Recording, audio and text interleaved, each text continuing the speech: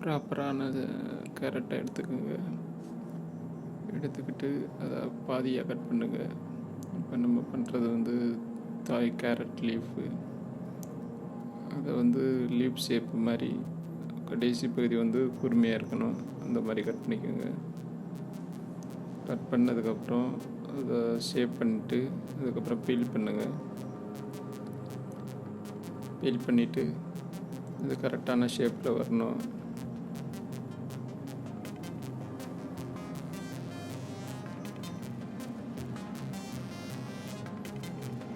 ரெண்டாவது மேலே வந்து அந்த பென்சிலில் வந்து ட்ரா பண்ணி பழகிக்கணும். ஒன்று 2-3 தடவை அப்படி பழகினா தான் நீங்கள் ஜூம் பண்ணி கூட பார்த்துக்கோங்க. அப்படி வரைஞ்சிட்டு நீங்கள் கார் பண்ணிங்கன்னா கொஞ்சம் ஈஸியாக இருக்கும். ரெண்டாவது பீல் பண்ணதுக்கப்புறம் சென்டரில் ஃப்ளாட்டாக ஒரு கோடு போடுங்க. போட்டதுக்கப்புறம் இந்த நோட்டில் எப்படி ட்ரா பண்ணுறனோ அதே மாதிரி ஸ்ட்ரைட்டாக நைஃபை ஸ்லைடராக எடுத்துட்டு அதே மாதிரி அந்த பகுதியும் அப்படியே கண்டினியூவாக லெஃப்ட் அண்ட் ரைட் வந்து மாற்றி மாற்றி ஸ்ட்ரைட்டு அடுத்து ஃப்ளாட்டு, ஸ்ட்ரைட்டு ஃப்ளாட்டு, இதே மாதிரியே கண்டினியூ பண்ணுங்கள். கீழே இறங்கும்போது வந்து கொஞ்சம் ஸ்லைடராக நைஃப் இறங்கணும்.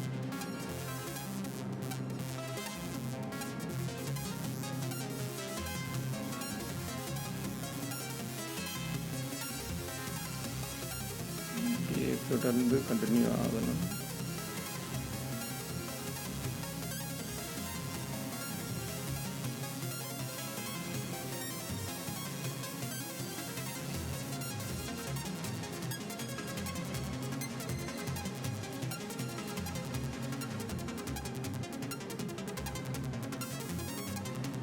சப்போஸ் நம்ம கார் பண்ணும்போது கொஞ்சம் மேட்டு பகுதியாக இருந்ததுன்னா அந்த மேட்டு பகுதியை சமமான பகுதியை ஆக்கிக்கிட்டு அதுக்கப்புறம் அடுத்த லேயருக்கு மூவ் ஆகணும்.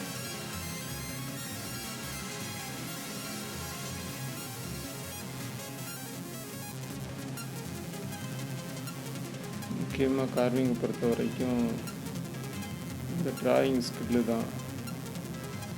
ஒரு ஒழுங்கான முறையில் பண்ணும்போது அவுட்புட்டு சூப்பராக வரும். அதனால் அப்படியே தொடர்ந்து கண்டினியூ பண்ணுங்கள்.